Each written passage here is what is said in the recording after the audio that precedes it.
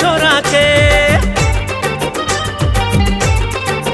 हो नींद उड़ा के, चैन चोरा के, करके ते दिल मोरे चोरी वो हो के दीवाना ये मोरे दिल हा कामंतर मारे गोरी वो हो के दीवाना ये मोरे दिल हा कामंतर मारे गोरी वो। आजा तू चला के मोहन खवा के,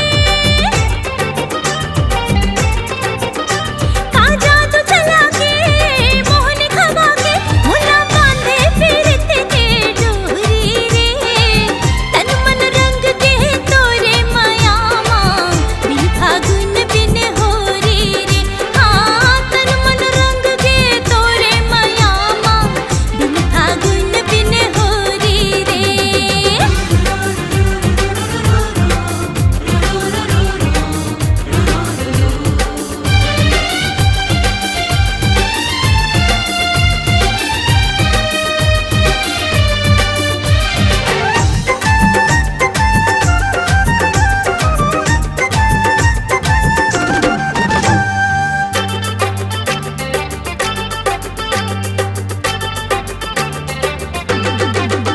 हाँ चंदा कस है तोरे चेहरा, होंठ गुलाब के पाती,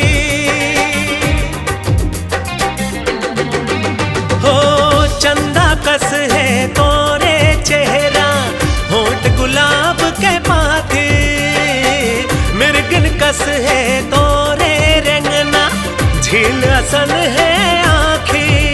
मोर माया के धुन का कहत है रे सुन, मैं हाँ चुंडा रे तोला तू हूँ मोला चुन। तैहा चंदा ओ मैं कुर्चा कोरी वो हो के दीवाना ये मोर दिल हा कामंतर मारे गोरी वो। हाँ तन मन रंग दे तोरे माया माँ, बिन फागुन बिन होरी रे।